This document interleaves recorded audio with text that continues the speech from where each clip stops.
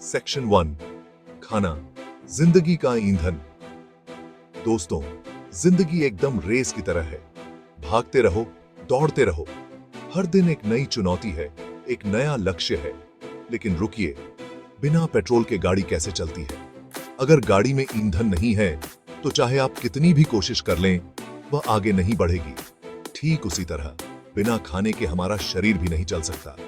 खाना हमारे शरीर के लिए वही काम करता है जो पेट्रोल गाड़ी के लिए करता है। खाना हमारे शरीर का ईंधन है, एनर्जी है। यह हमें ताकत देता है, हमें सक्रिय रखता है और हमारे दिन भर के कामों को करने की शक्ति प्रदान करता है। लेकिन यह खाना हमारे शरीर में जाता कैसे है? जब हम खाना खाते हैं तो वह हमारे मुंह से होकर हमारे पेट में जाता है और अंदर जाकर क्या करता है? यह एक जटिल प्रक्रिया है जिसमें खाना टूटकर छोटे छोटे हिस्सों में बदल जाता है ताकि हमारा शरीर उसे आसानी से अवशोषित कर सके। ये सब जानने के लिए तैयार हो जाइए, क्योंकि आज हम आपको ले जा रहे हैं एक मजेदार सफर पर, आपके अपने पाचन तंत्र के अंदर। हाँ, आपने सही सुना। यह सफर न केवल ज्ञानवर्धक होगा, बल्कि आपको यह भी समझने में मदद करेगा कि आपका शरीर कैसे काम करता है। आज हम बात करेंगे उस जादुई प्रक्रिया की जिसे हम पाचन कहते हैं। पाचन वह प्रक्रिया है जिसके माध्यम से हमारा शरीर खाने को ऊर्जा में बदलता है। तो चलिए शुरू करते हैं इस मजेदार सफर की शुरुआत। के मुंह पर। जब आप खाना चबाते हैं तो वह छोटे छोटे टुकड़ों में टूट जाता है, जिससे उसे निगलना आसान हो जाता है। इसके बाद यह टुकड़े आपके गले से होते हुए आपके पेट में पहुंचते हैं, जहां असली जादू शुरू होता है। पेट में खाना पेट के एसिड और एंजाइम्स के साथ मिलकर और भी छोटे हिस्सों में टूट जाता है। यह प्रक्रिया बहुत महत्वपूर्ण है, क्योंकि यह हमारे शरीर को आवश्यक पोषक तत्व प्रदान करती है। तो दोस्तों, अगली बार जब आप खाना खाएं तो याद रखें कि यह सिर्फ स्वाद के लिए नहीं है, बल्कि यह आपके शरीर को ऊर्जा देने के लिए भी है। खाना खाइए, स्वस्थ रहिए और जिंदगी की रेस में हमेशा आगे बढ़ते रहिए। यही है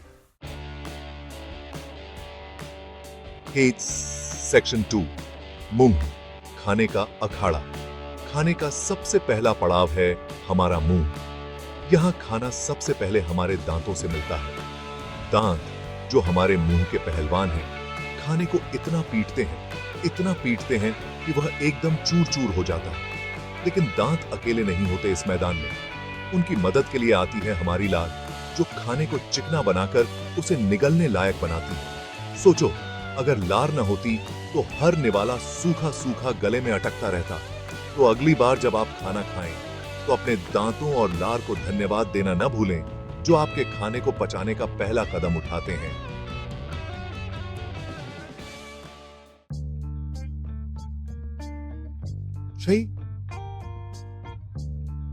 सेक्शन 3 घोंटी और अन्न प्रणाली।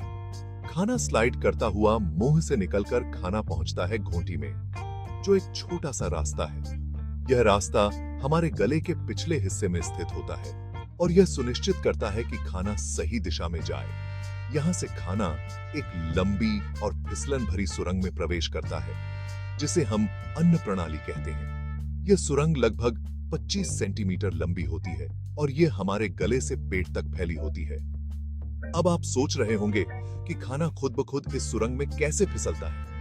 क्या यह किसी जादू की तरह है या इसके पीछे कोई वैज्ञानिक प्रक्रिया है? तो जवाब है पेशीय संकुचन, जिसे हम क्रमाकुंचन भी कहते हैं। यह एक स्वचालित प्रक्रिया है जो हमारे शरीर में होती है।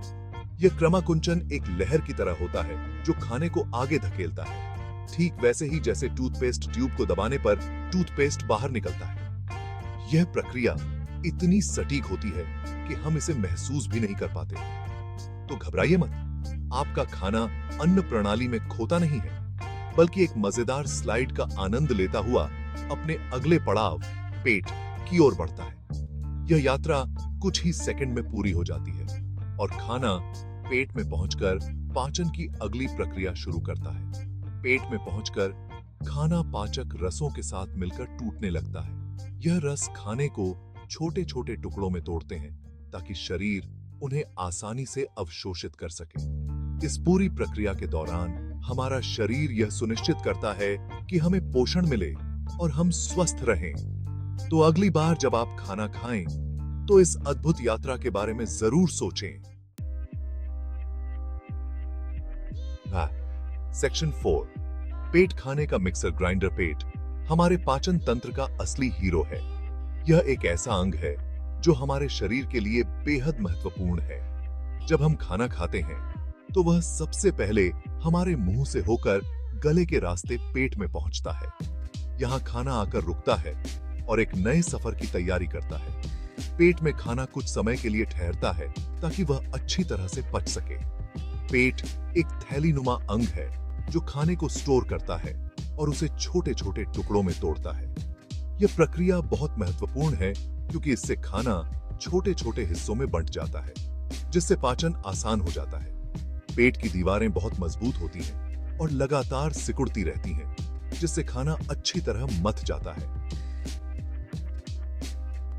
यह मथने की प्रक्रिया पेट की मांसपेशियों के संकुचन और विस्तार के कारण होती है। और तो और पेट में एसिड भी होता है जो खाने को और भी ज्यादा तोड़ता है और उसे एक गाढ़े तरल पदार्थ में बदल देता है, जिसे हम काइम कहते हैं। यह एसिड बहुत ही ताकतवर होता है और खाने के बड़े बड़े टुकड़ों को छोटे छोटे अणुओं में बदल देता है। तो सोचो, आपका पेट एक मिक्सर ग्राइंडर की तरह काम करता है जो खाने को पीसकर उसे पचाने लायक बनाता है।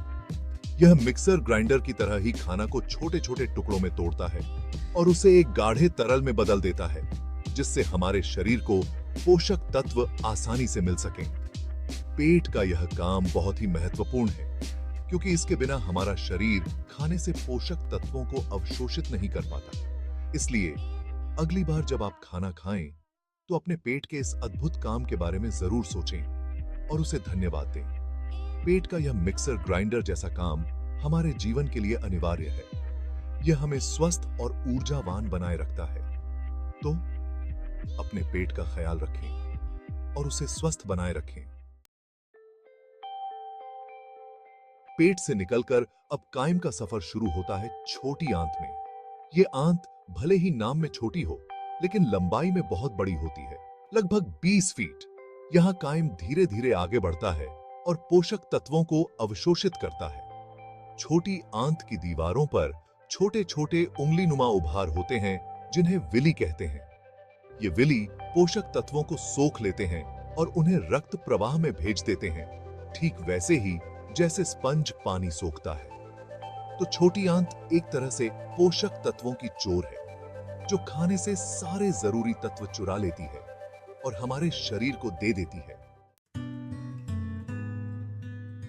छोटी आंत से जो भी बचता है वह बड़ी आंत में चला जाता है। अब तक ज्यादातर पोषक तत्व सोख लिए गए हैं, लेकिन पानी अभी भी बाकी है। बड़ी आंत का काम है इस पानी को सोखना और शरीर को डिहाइड्रेट होने से बचाना। बड़ी आंत में कुछ खास तरह के बैक्टीरिया भी होते हैं जो हमारे पाचन में मदद करते हैं। ये बैक्टीरिया कुछ ऐसे पदार्थों को तोड़ते हैं जिन्हें हमारा शरीर खुद नहीं पचा सकता। तो बड़ी आंत एक तरह से पानी का रक्षक है जो हमारे शरीर को हाइड्रेट रखने में मदद करता है।